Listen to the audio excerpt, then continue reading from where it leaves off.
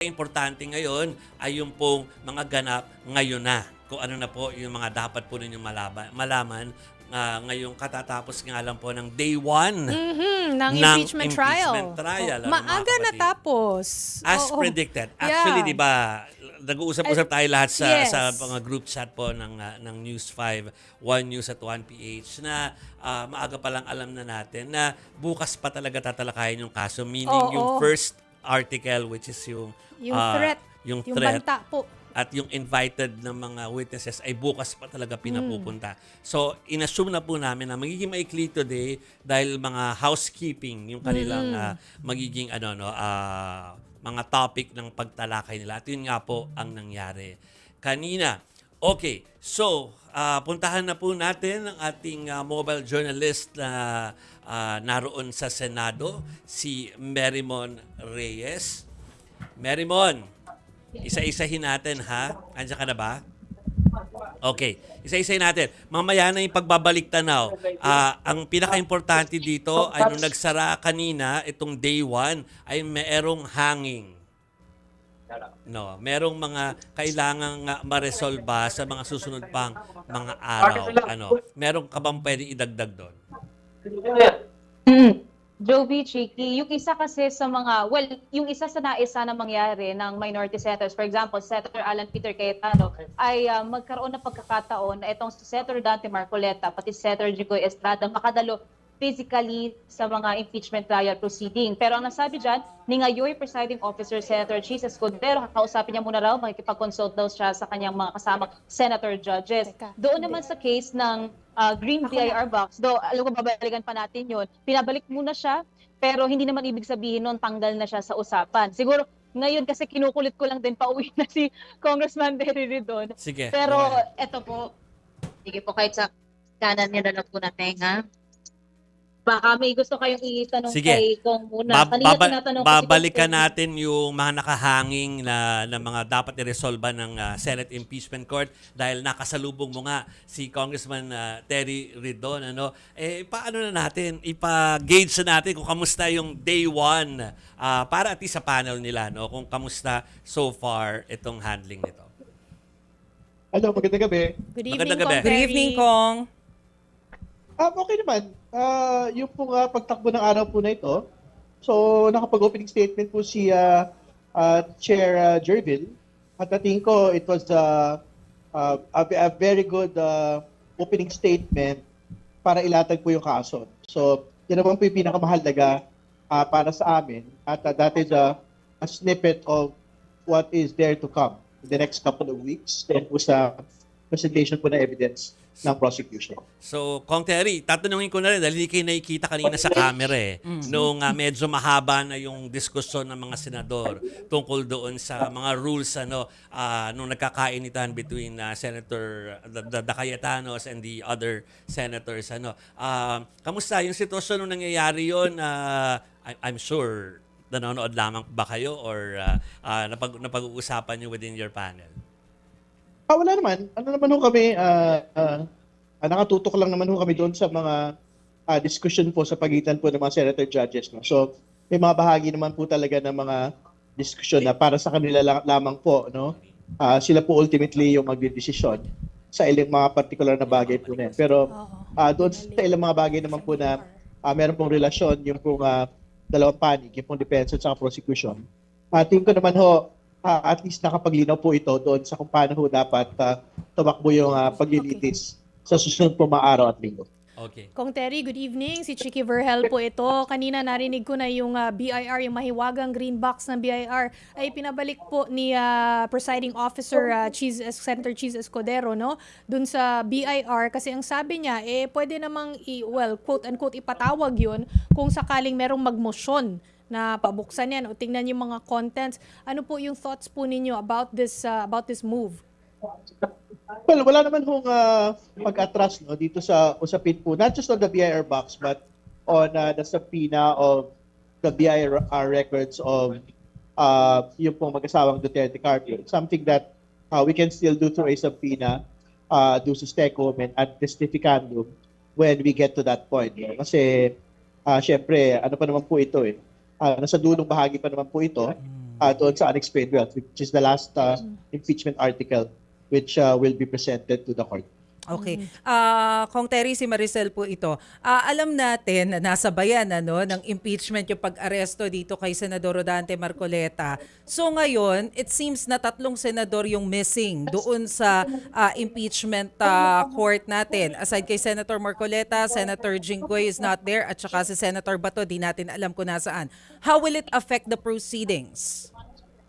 Wala naman ho. Magtutuloy pa rin po yung impeachment trial ng ating pong pangalawang Pangulo. Ang mahalaga naman po rito, yung pong meron po silang mayorya ng mga miyembro ng Senator Judges para po magkaroon po ng day-to-day business, no?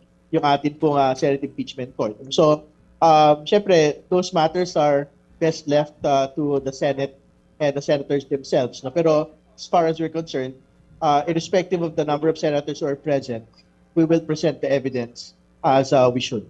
But do you see this as an advantage to your side? Kasi alam natin na yung 3 na yon puro mga kaalyado ni Vice President Sara Duterte, or does it even matter? Wala, hindi ho mahalaga sa amin kung nariyan o wala. Ang totoo naman ho, lahat po ng mga tanong, clarificatory questions na pwede ho nga i-propound na kung sino man po ang Senator Judge ay inaasahan naman po namin. So, kung nandiyan po sila, di well and good. Kung wala ho sila dyan, tuloy lang po yung proseso po ng paglilitis. Bukas po tatalakayin na po yung first, well, it's not the first article, pero yung article na uunahin po ninyo, no, which is yung threat, yung banta sa buhay ng Pangulo, yung First Lady at former House Speaker Martin Romualdez. Ano po ang tiyak aasahan po namin bukas mula po, at least for the prosecution na side po? Pero hopefully makapagsalang na ho kami ng una po naming mga witness. Nakita naman ho natin yung ilang pong mga witnesses po na nabanggit na ho doon sa paglilitis kanina.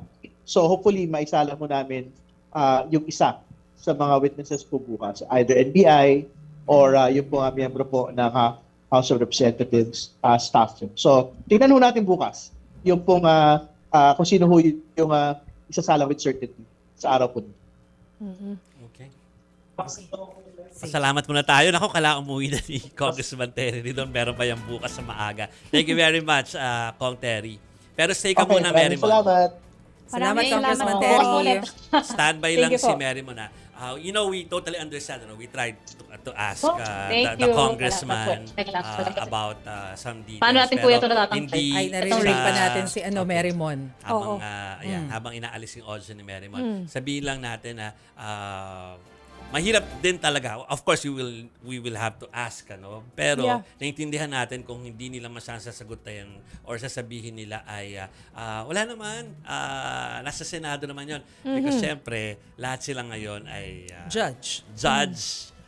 judge yung mga yon na kailangan nila na para maging proper yung dalawang panig towards the senator judges. So we completely understand, but of course we will ask that question sa kanya, no? Yes. Pero habang din si Mary Mon, mabuti pa ay umpisahan natin. So malinaw po tomorrow umpisahan na. Hindi ko alam kung handa yung graphics natin, pero ito yung magiging order. Oo, yung articles of impeachment, number 4 yata Although, yung una. I'm Yes, sure alam correct. naman din Assassination. ninyo, alam din ni Merriman, alam din ng dalawang kasama ko rito kung ano na talaga yung order even before na-finalize yun kanina. Hindi ko alam kung ready yung ating graphics. Hindi ko alam kung saan galing yung graphics yan, pero yan. Okay, ang order of presentation ng articles of impeachment versus the Vice President. Uunahin nga yung grave threats. Grave threats. Yes. Bukas nga yun. Sige, pakita na natin yung mga susunod para maintindihan ng mga kababayan natin kung saan patungo o kung ano yung direksyon nitong pagtatakol po ng impeachment court. Article 4 yung uunahin, assassination plot yung parang pinakabuod niyan. Tapos Article 1 yung susunod, confidential funds. Article 3 yung debt and bribery ang susunod. At ang pinakahuli pong tatalakay na yung Article 2 yung unexplained wealth po ni Vice President Sara Duterte. Mukhang dyan kailangan yung BIR Correct. box no? So last pa daw. Last kaya pa hindi naman pa yun. worried Kaya ang sabi niya kanina, prosecution. malayo pa naman Sabi So, kong Terry. tama ba dinig ko? Mary Mon, nandyan ka? Tama ba itong dalawang kasama ko na bukas sana matawag ang isa? So, sabihin, isa lang doon sa tatlo. Tatlo kasi yung witnesses na dapat ng PROSEC tungkol dito sa grave threats. para mag-identify na totoo yung video na nasubmit. Mag-authenticate? Authenticate. Sana daw NBI. Oo. So, tatlo yung nakita namin pangalan pero parang ang dinig ko sa katabi mo kanina, Merrimon, ay sana may isa kami ma-present bukas. Tama ba? Tama, kasi nakadepende rin yan sa kung ano yung magiging strategy o plano ng panel ng prosecutor sa kung sino ipepresenta mo nila. Kaya actually, isang tinatanong ko rin kay Kong Ridon kanina is, dito kasi sa unang araw na impeachment trial, okay na napagkasunduan na rin na 5 days yung disclosure window bago magpresenta ng mga witness kung sakali may bago pang isasalang sa impeachment trial proper. Pero ang sabi naman doon ni Kong Terry, wala naman daw problema, yun na rin naman daw yun. Plus, meron naman daw silang plano nakahanda sa pagpepresenta ng mga testimonya o kaya naman ay witnesses. Okay. With that, pasalamat muna tayo. Mga kapatid sa ating mobile journalist na si Merrimon Reyes. Thank you, Salamat, Merrimon. Thank you, Marymon. Actually, Okay. nagulat ako ang agang nag-adjourn ha. Ina-expect ko hanggang mamaya pa yung impeachment Si trial. Jovi hindi nagulat. Hindi ka nagulat?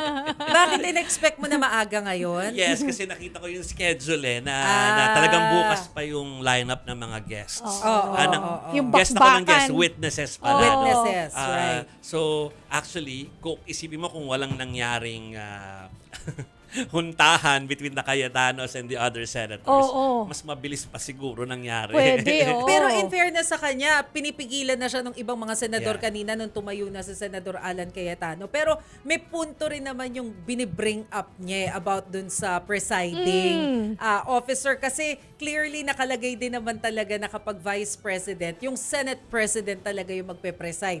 Pero yung ipinupunto nga kasi kanina ni na Senate President Gatchalian, na-amend na kasi natin yung rules. Oo. Pwede nang pagbotohan. Okay. So mga kapatid, sa mga nagtataka, bakit dalawa yung nakaupo sa taas, may presiding officer na?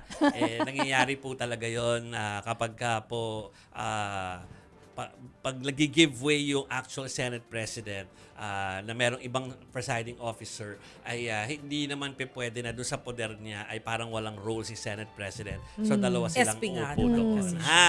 So yun po yung explanation dyan, mga kapatid. Ha? Dahil kumbaga, turf pa rin po yan ng Senado kahit na sila ay acting as an impeachment court.